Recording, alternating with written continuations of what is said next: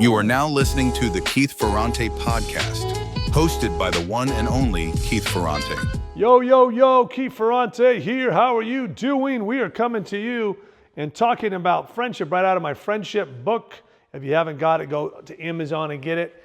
And you know, however you're watching this, share this with someone else so they can get in on the conversation. This is an important conversation in our day and age, friendship. And we're still in chapter 3 where we're talking about the friendship chart. There's so much juice on this. And I want to just dig into level 3 of the friendship chart. We took the last couple sessions and talked about level 1, I don't want friends. That's a terrible place to be. But there's reasons people get there. Level 2, I say I want friends, but I really don't. There's reasons for that. You can listen to the last 2 sessions on that. But I'm going to talk about level 3.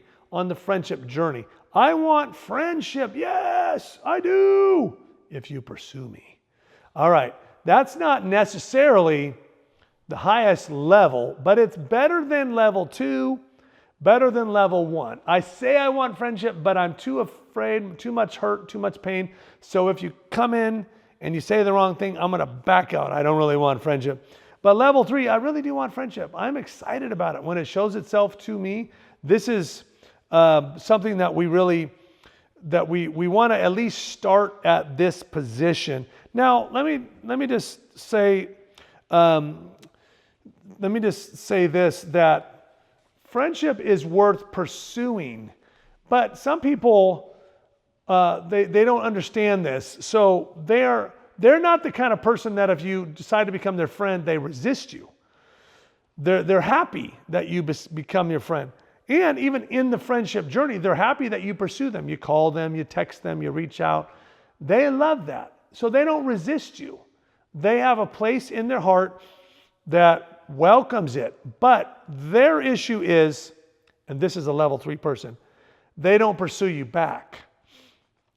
I am friends if you pursue me. Like, okay, what is a higher level friend? Someone where there's mutual pursuit. A level 4, you pursue me, I pursue you. But I want to just stick at level 3 right now. There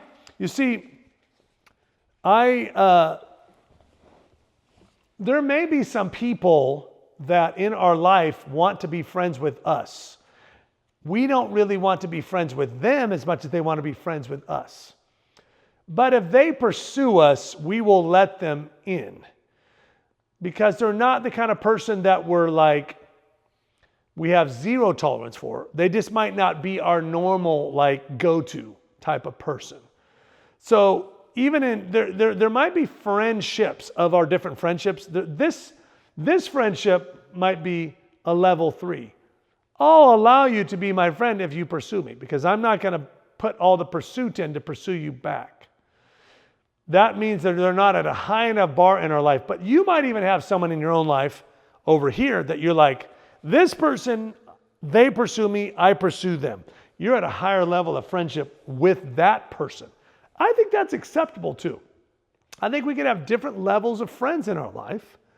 That it's fine. If they want to reach out to me, I'll make time to have coffee, but I'm not going to do the pursuing for them. It's not an elitism. Now, some people could have that. If you want to be my friend, you have to pursue me. I'm not going to pursue you back. Now, that's an unhealthy position of elitism as a friend. But I want to just say that there might be friends that if they really want something from you, they should pursue you. But I'm speaking more to you personally, that you should want friendship and you should want to pursue it. In other words, you should not want to stay at a level 3, but you should at least be a level 3. You should be committed to pursuing the things that you need in your life. We all need friendships. We all need people that connect to our heart. We all need people that we can be vulnerable with. It's not, like a mutual friend is someone that you can be vulnerable with them. They can be vulnerable with you. It's not one-sided. That's not a friendship. That's for another chapter in this book, the ministry of friendship. Through a caring, friendly heart, you're more being a mentor to somebody, but they're kind of at a peer level, but you're helping them. I wouldn't consider that a mutual friend. I consider that friend ministry. I'm talking about here on the friendship chart, level 3, at least being a level 3 of the 5 levels, which is someone that receives friendship. Or do you even receive friendship? Now, like I said, level 4, you're going to pursue friendship. But at least a level 3, you're not an enemy to friend. Level 2, I say I'm friends. Level 1, I don't want friends. Like at least a level 3, I am going to receive friends if it comes along. That is a breakthrough. There is a breakthrough there. But, okay, some people, they don't pursue me even though I pursue them. So I am at a higher level in the friendship chart. I'm at least a level 4. And what's at level 5? I built a culture of friendship. But at least a level 4, I'm pursuing friends actively because I know that I need it. I might be a level 4 on the friendship chart, and someone that I'm pursuing might be a level 3. They'll receive my friendship if I pursue them, but they don't pursue me back. Or they might be a level 2. They say they want to be friends, but as soon as I pursue them, they're kind of resistant. Or they're a level 1. I pursue them because I need friends, but they're just like, no, get away from me. I don't want to be your friend. Now, I've ran into all of those in this last season. Level 1s, level 2s, level 3s. And even some level 4s that pursue back. I'm thankful for those mutual pursuits. I'm at least a level 4 in my life and trying to build a level 5 in my life, a culture of friendship where you have people coming and going all the time in the friendship category. People coming closer, maybe some people coming out, but you're very aware of all these levels and you're pursuing deeper friendship with everybody. Some people, though, stay at a level 3 with me. Okay? I embrace friends if you come at me. So I've had to call them out if I want to go deeper with them and say, hey, you know what? You never reach out. You never text. You never try to want to hang out. If I do it, you're happy about it, but you never do it back. It's like, hey, if you're going to put me in the friendship category, there's got to be some mutual friendship. Because they're always thankful if I reach out, hey, bro, you want to hang out? And so when we hang out, it's like, yeah, this was great. I really enjoyed hanging out. But they never will call me back. I'm so busy, they'll say. Or, hey, I know you're busy. I don't want to be a bother to you. And you know what I'll tell people that say that? I'm so busy, I don't want to be a bother to you. I say, or they'll say it about me. I know you're busy. I don't want to be a bother to you. They'll receive it if I reach out to them, but they won't pursue me. I say, that's not true. I'm not too busy for friendship. That is not, busy means I'm important, bug off. I am not too important in my life, doesn't matter how many things I have going on. I'm not too important of a person that I don't need friendships. I don't need a place for my heart to be vulnerable and to receive and to give and to hear from others and to listen and to speak and to communicate and to enjoy a journey. I am not too busy to miss that. I need that treasure. A friendship is a treasure and I need to pursue it. Now, so I have to then now if I tell somebody that says to me, Keith, I know you're busy. I don't want to bother you. I didn't pursue you because I know, I didn't call you. I didn't reach out for coffee because I know you're probably busy. I say, hey, that's not true, okay? I have availability for you. But I cannot work harder in a relationship than that person's willing to work at. I might pursue somebody, call them, text them, reach out. But if they don't pursue back, and I gave them, and they say, I know you're busy, Keith, and I don't want to, then I'll say, hey, no, I'm not too busy for you. Then I've let them know the invitation is there for deeper friendship. Now, if they choose not to pursue me back, then that is where eventually I will say, okay, maybe this person, though I want to put them in a friendship category, I'm going to have to move them out a little farther. Because why? If I keep trying to put them in a friendship category, I'm pursuing them, they enjoy it when we hang out, but they don't pursue me back, then what happens? Eventually I start feeling rejection. This guy doesn't like me. This guy doesn't care about me. This person doesn't love me. And then my heart starts getting dinged up because I'm pursuing them. Maybe I send them a text and they respond 3 weeks later. Maybe some people do that to me. It's like, but when we see each other, they're like, bro, we're friends. You're one of my closest friends. I'm like, you never text me back. There's not much juice there. Let's not act like friends. Let's not use the language of friends because so then what happens? They're considering me a friend, but I'm like, that's not what I would consider at least a level 4 friend. So I would say, okay, maybe they are a friend if I pursue them. So that means they are a level 3 friend to me. I might be a level 4 friend to others. I might be a pursuer. Healthier version of friendship, mutual pursuit. But I don't want to just toss out that they're not a friend at all, because maybe they are a friend, but let me not put them as like a Jesus and John beloved. This is another chart for another time. Let me not put them in the close place of my heart. This person is my warm BFF. Oh man, I can trust them with everything. No. Let me put them a little bit farther out. This person is like Jesus and the 70. This person is a friend, but like how Jesus treated the 70. He gave them some time. He spoke some things into them, but they were not necessarily the Jesus and the John, Jesus and the 3. Those got more insights, more breakthrough, more revelation. So I think you have to learn to vet people according to what they're giving you. If someone will not pursue me back, but they're thankful when I pursue them and we have a good time when we're together, don't toss that out as that's not a friend at all. But just reposition it in your heart and don't consider them a BFF. Some people, I learned this, some people were friends to me when I was in the same proximity as them, the same city, the same location. We had a great time together, but as soon as I moved locations, the friendship did not stick. And that really hurt my heart. And I'm like, I thought we were friends. And I would continue to call them, text, reach out. But when we got to a disconnect in location, they no longer pursued me. And maybe they did, but maybe it took now 3 months to respond to a text. I'm like, dude, that started prodding my rejection button. They don't really care about me. Where are they? I thought we were friends. I thought we were even BFFs. And I had to begin to realize, oh, they were only a friend because we're in proximity. If we remove proximity, it would not stand the test of time. Now, I have some friends in my life that have been friends for 30 years. We've lived in different locations. Our journeys have been different. Sometimes they've crossed paths. Sometimes they're very different. But we stay together. That is a high-level friend. Now, but if someone's only a location friend, and as soon as you move neighborhoods, even move a different city, but you're still sort of in the general, and they don't hang out anymore, it's like, okay, we had something, but it was only the convenience of location that made it really work. And so I think it's in that position, you get a revelation. Oh, I need to move this person out a little bit on my friendship chart. They were enjoying me because I was in a location that was close enough.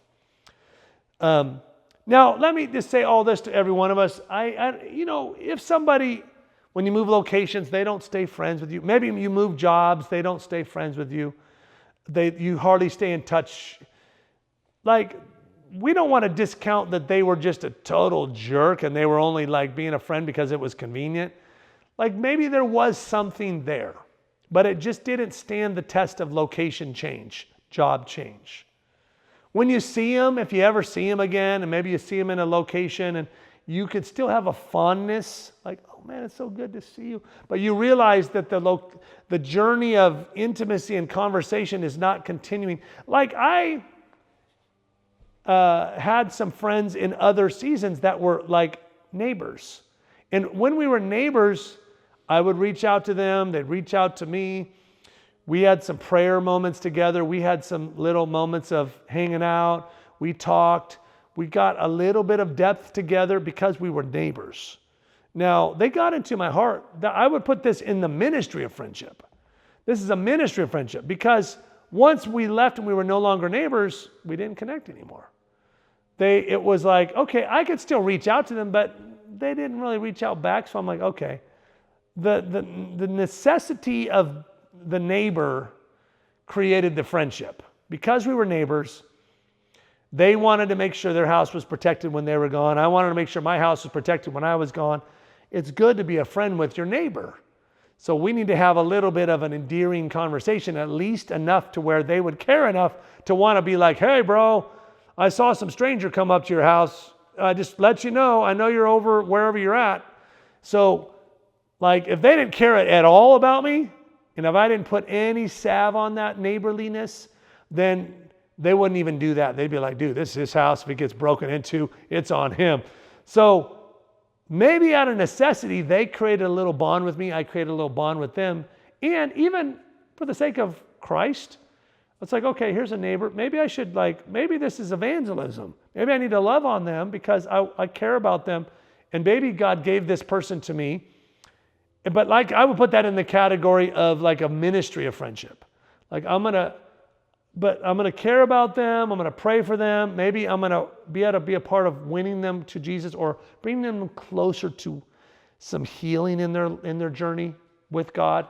And so that's an acceptable category. But where the hurt can come in for me is if I move locations, and I thought they were my best friend, and I move locations and we never connect anymore. And even though I'm pursuing them, they don't really pursue back. I'm like, oh, wow. Okay, this was a neighbor connection. This was not a BFF that's going to stand the test of time. Or this is a ministry of friendship, not a committed, mutual four level pursuit of they're pursuing me, I pursue them. We care about each other. Doesn't matter what season of life, we're going to make it to the next season together.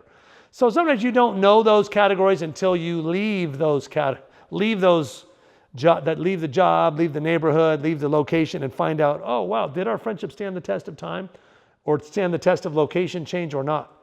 So some of you are like, man, Keith, you're really geeking out on this friendship thing. This is too deep for me. I don't really think about all those categories. Well, I do because I've been in the journey where I've left a job and it's like, hey, I thought they were my friend and then they didn't pursue me. And I'm like, oh, wow, I miscategorized them.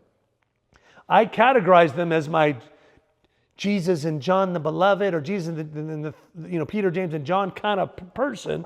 And it's like when I left, I was like, oh, this person wasn't that. They didn't connect with me as I left the location, the job, this or that.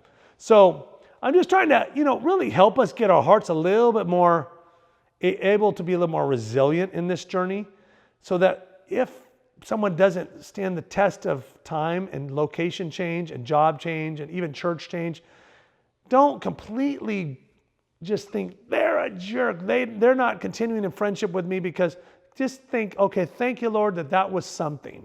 That was a friend. Maybe it was a location friend. Maybe it was a ministry of friendship. Maybe it was a neighborly friend. Maybe it wasn't a stand the test of time friend. And even though we have to mourn the loss of that, and it kind of hurts our heart, and we can feel a little bit of betrayal or even rejection, just go, okay, that's acceptable. I